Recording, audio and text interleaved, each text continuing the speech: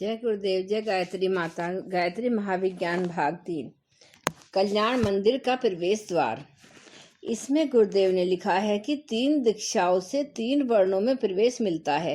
दीक्षा का अर्थ है विधिवत व्यवस्थित कार्यक्रम और निश्चित श्रद्धा। यूँ कोई विद्यार्थी नियत कोर्स न पढ़कर नियत कक्षा में न बैठकर कभी कोई पुस्तक पढ़ता रहे तो भी धीरे धीरे उसका ज्ञान बढ़ता ही रहेगा और क्रमशः उसके ज्ञान में उन्नति होती रहेगी। संभवतः वह अव्यवस्थित क्रम से ग्रेजुएट बन जाए, पर यह मार्ग है कष्ट साध्य और लंबा। क्रमशः एक एक कक्षा पार करते हुए एक एक कोर्स पूरा करते हुए निर्धारित क्रम से यदि पढ़ाई जारी रखी जाए तो अध्यापक को भी सुविधा रहती है और विद्यार्थी को भी।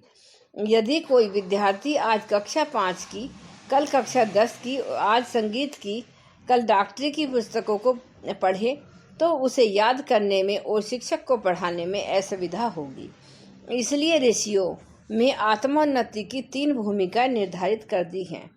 द्विजत्व को 3 भागों में बांट दिया गया है। क्रमशः एक एक कक्षा में प्रवेश करना और नियम प्रतिबंध आदेश एवं अनुशासन को श्रद्धापूर्वक मानना, इसी का नाम दीक्षा है। 3 कक्षाओं को उत्तीर्ण करने के लिए 3 बार भर्ती होना पड़ता है। कई जगह एक ही अध्यापक 3 कक्षाओं को पढ़ाते हैं। कई जगह हर कक्षा के लिए अलग अध्यापक होते हैं। कई बार तो स्कूल ही बदलने पड़ते हैं। प्राइमरी स्कूल उत्तीर्ण करके हाई स्कूल में भर्ती होना पड़ता है और हाई स्कूल इंटर पास करके कॉलेज में नाम लिखाना पड़ता है। 3 विद्यालयों की पढ़ाई पूरी करने पर MA की पूर्णता प्राप्त होती है। इन 3 कक्षाओं के अध्यापकों की योग्यता भिन्न भिन्न होती है। प्रथम कक्षा में सद्विचार और सत आचार सिखाया जाता है।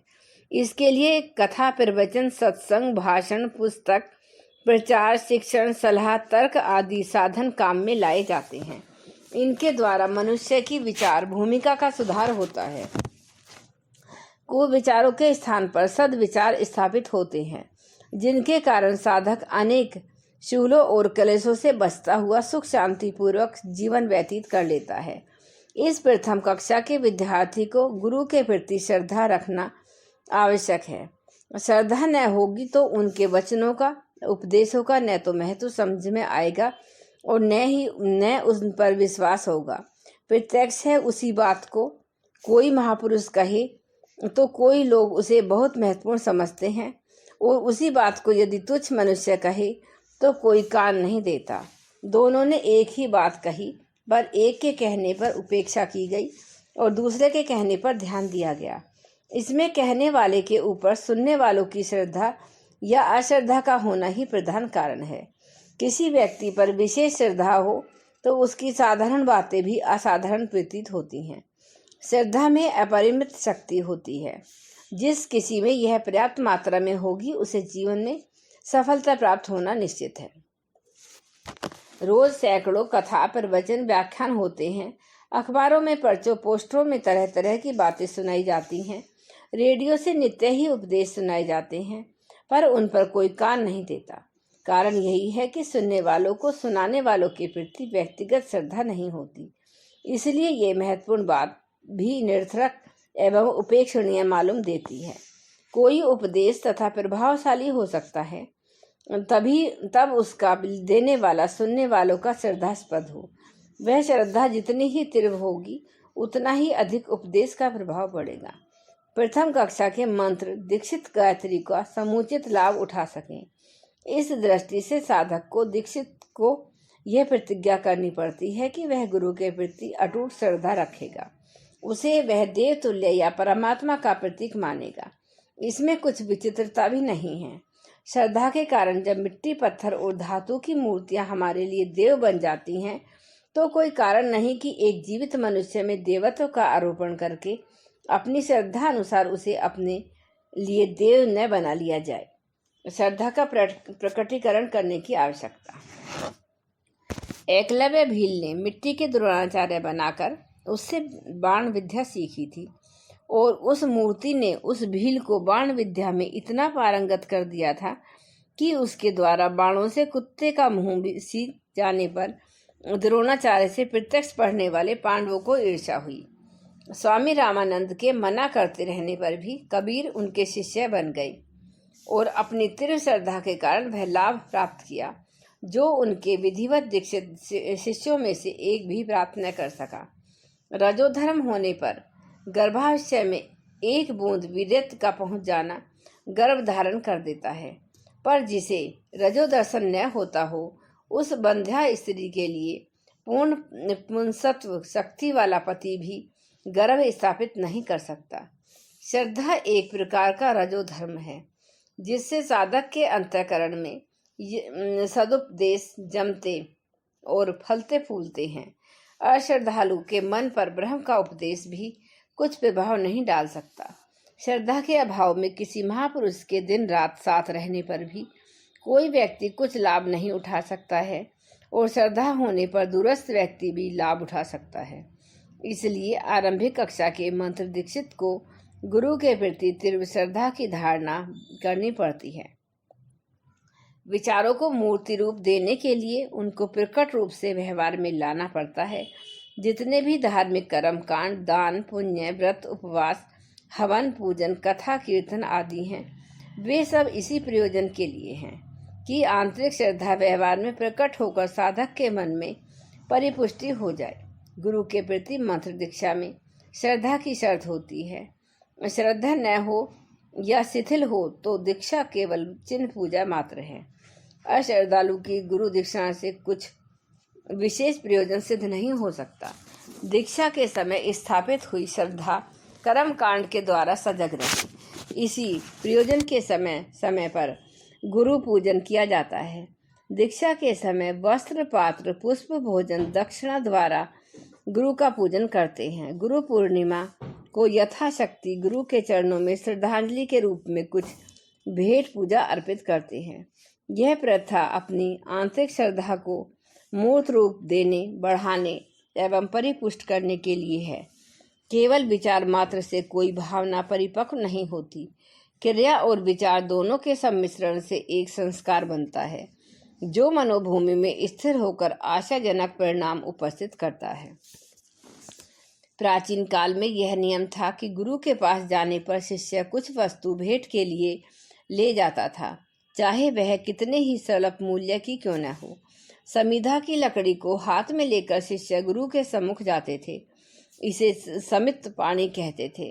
वे समिधाएं उनकी श्रद्धा का प्रतीक होती थीं, चाहे उनका मूल्य कितना ही कम क्यों न हो।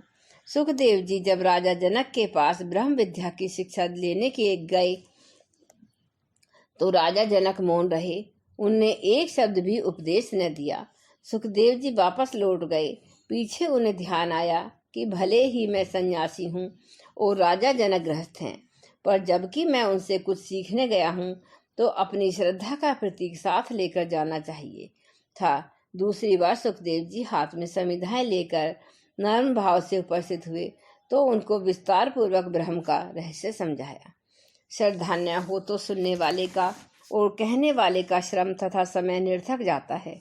इसलिए शिक्षण के समान ही श्रद्धा बढ़ाने का भी प्रयत्न रखना चाहिए। निर्धन व्यक्ति भले ही न्यूनतम मूल्य की वस्तुएं ही क्यों न भेंट करे, उन्हें सदैव गुरु को बार बार अपनी श्रद्धांजलि अर्पित करने का प्रयत्न करना चाहिए। यह भेंट पूजन एक प्रकार का आध्यात्मिक व्यायाम है जिससे श्रद्धा रूपी ग्रहण शक्ति का तीव्र विकास होता है। श्रद्धा ही वह अस्त्र है जिससे परमात्मा को पकड़ा जा सकता है। भगवान और किसी वस्तु से बस में नहीं आते, वे केवल मात्र श्रद्धा के भ्रम पास में ही फंसकर भक्त के गुलाम बनते हैं। ईश्वर को परास्त करने का एटम बम श्रद्धा ही है। इस महानतम देवी सम्मोहन शास्त्र को बनाने और चलाने का प्रारंभिक अभ्यास गुरु से ही किया जाता है। जब यह शस्त्र भली प्रकार हाथ में आ जाता है तो उससे भगवान को वश में कर लेना साधक के बाएं हाथ का खेल हो जाता है। प्रारंभिक कक्षा का रसास्वादन करने पर साधक की मनोभूमि काफी सुदृढ़ और परिपक्व हो जाती है। वह भौतिकवाद की तुच्छता और आत्मिकवाद की महानता व्यवहारिक दृष्टि से, वैज्ञानिक दृष्टि से, दार्शनिक दृष्टि से समझ लेता है। तब उसे पूर्ण विश्वास हो जाता है कि मेरा लाभ आत्म कल्याण के मार्ग पर चलने में ही है। श्रद्धा परिपक्व होकर जब निष्ठा के रूप में परिणत हो जाती है तो वह भीतर से काफी मजबूत हो जाता है। अपने लक्ष्य को प्राप्त करने के लिए उसमें कितनी सदृढ़ता होती है कि वह कष्ट सह सके, तप कर सके, त्याग की परीक्षा का अवसर आए तो विचलित न हो। जब ऐसी पक्की मनोभूमि होती है तो गुरु द्वारा उसे अग्नि दीक्षा देकर कुछ और गर्म किया जाता है, जिससे उसके मैल जल जाए, कीर्ति का प्रकाश हो तथा तप की अग्नि में पककर वह पूर्णता को प्राप्त करे।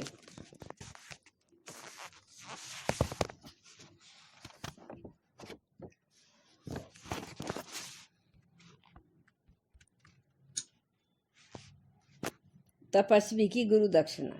गीली लकड़ी को केवल धूप में सुखाया जा सकता है, उसे थोड़ी सी गर्मी पहुंचाई जाती है, धीरे धीरे उसकी नमी सुखाई जाती है। जब वह भली प्रकार सूख जाती है तो अग्नि में देकर मामूली लकड़ी को महाशक्तिशालिनी प्रचंड अग्नि के रूप में परिणत कर दिया जाता है। गीली लकड़ी को चूल्हे में दिया जाए तो उसका परिणाम अच्छा न होगा। प्रथम कक्षा के साधक पर केवल गुरु की श्रद्धा की जिम्मेदारी है और दृष्टिकोण को सुधार कर अपना प्रत्यक्ष जीवन सुधारना होता है। यह सब प्रारंभिक छात्र के उपयुक्त है। यदि आरंभ में तीव्र साधना में नए साधक को फंसा दिया जाए तो वह बुझ जाएगा। तप की कठिनाई देखकर वह डर जाएगा और प्रयत्न छोड़ दे बैठेगा। दूसरी कक्षा का छात्र चूंकि धूप में सूख चुका है, इसलिए उसे कोई विशेष कठिनाई मालूम नहीं देती। वह हंसते हंसते साधना के श्रम का बोझ उठा लेता है। अग्नि दीक्षा के साधक को तपाने के लिए कई प्रकार के संयम, व्रत, नियम, त्याग आदि कराने होते हैं। प्राचीन काल में उद्दालक, धौम्य, अरुणी, उपमन्यु, कच्छ, शलीमुख, जरुत्कार, हरिश्चंद्र, दशरथ, नचिकेता, शेष, विरोचन, जाबाली, सुमनस, अम्बरीश, दिलीप आदि अनेक शिष्यों ने अपने गुरुओं के आदेश अनुसार अनेक कष्ट सहे और उनके बताए हुए कार्यों को पूरा किया। स्थूल दृष्टि से इन महापुरुषों के साथ गुरुओं का जो व्यवहार था वह हृदयहीनता का कहा जा सकता है, पर सच्ची बात यह है कि उन्होंने स्वयं निंदा और बुराई को अपने ऊपर ओढ़कर शिष्यों को अनंत काल के लिए प्रकाशवान एवं अमर कर दिया। यदि कठिनाइयों में होकर राजा हरिश्चंद्र को न गुजरना पड़ा होता तो वे भी असंख्यों राजा रईसों की भांति विस्मृति के गर्त में चले गए होते। अग्नि दीक्षा पाकर शिष्य गुरु से पूछता है कि आदेश कीजिए, मैं आपके लिए क्या गुरु दीक्षा उपस्थित करूं। गुरु देखता है कि शिष्य की मनोभूमि, सामर्थ्य, योग्यता, श्रद्धा, त्यागवर्ती कितनी है। उसी आधार पर वह उससे गुरु दक्षिणा मांगता है। यह याचना अपने लिए रुपया, पैसा, धन दौलत देने के रूप में कदापि नहीं हो सकती। सद्गुरु सदा परम त्यागी, अपरिग्रही, कष्ट सहिष्णु एवं स्वल्प संतोषी होते हैं। उन्हें अपने शिष्य से या किसी से कुछ मांगने की आवश्यकता नहीं होती। जो गुरु अपने लिए कुछ मांगता है वह गुरु नहीं। ऐसे लोग गुरु जैसे परम पवित्र पद के अधिकारी कदापि नहीं हो सकते। अग्नि दीक्षा देकर गुरु जो कुछ मांगता है वह शिष्य को अधिक उज्जवल, अधिक सुदृढ़, अधिक उदार, अधिक तपस्वी बनाने के लिए होता है। यह याचना उसकी यश का विस्तार करने के लिए, पुण्य को बढ़ाने के लिए एवं उसे परित्याग का आत्मसंतोष देने के लिए होती है। गुरु दक्षिणा मांगिए शब्दों में शिष्य कहता है, मैं सुदृढ़ हूँ, मेरी आत्मिक स्थिति की परीक्षा लीजिए। स्कूल कॉलेजों में परीक्षा ली जाती है। उत्तीर्ण छात्र की योग्यता एवं प्रतिष्ठा को वह उत्तीर्णता का प्रमाण पत्र अनेक गुना बढ़ा देता है। परीक्षा न ली जाए तो वह योग्यता का क्या पता चले।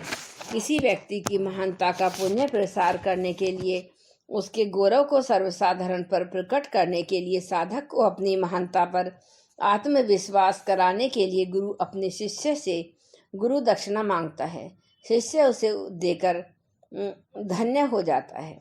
प्रारंभिक कक्षा में मंत्र दीक्षा का शिष्य सामर्थ्यानुसार गुरु पूजन करता था। श्रद्धा रखना और उनकी सलाहों से अपने दृष्टिकोण को सुधारना, बस इतना ही उसका कार्य क्षेत्र है। न वह शिष्य दक्षिणा मांगने के लिए गुरु से कहता है और न गुरु उससे मांगता ही है। दूसरी कक्षा का शिष्य अग्नि दीक्षा लेकर गुरु दक्षिणा मांगने के लिए उसकी परीक्षा लेने के लिए प्रार्थना करता है। गुरु इसी कृपा को करना स्वीकार करके शिष्य की प्रतिष्ठा, महानता, कीर्ति एवं प्रमाणिकता में 4 चांद लगा देता है। गुरु की याचना सदैव ऐसी होती है जो सबके लिए सब दृष्टियों से परम कल्याणकारी हो। उस व्यक्ति का तथा समाज का उससे भला होता है। कई बार निर्बल मनोभूमि के लोग भी आगे बढ़ाए जाते हैं। उनसे गुरु दक्षिणा में ऐसी छोटी चीज मांगी जाती है जिसे सुनकर हंसी आती है। अमुक फल, अमुक शाक, अमुक मिठाई आदि का त्याग कर देने जैसी याचना कुछ अधिक महत्व नहीं रखती, पर शिष्य का मन हल्का हो जाता है। वह अनुभव करता है कि मैंने त्याग किया है, गुरु के आदेश का पालन किया, गुरु दक्षिणा चुका दी, ऋण से ऋण हो गया और परीक्षा उत्तीर्ण कर ली। बुद्धिमान गुरु साधक की मनोभूमि पर आंतरिक स्थिति देखकर ही उसे तपाते हैं। जय गुरुदेव, जय गायत्री माता, जय माता जी।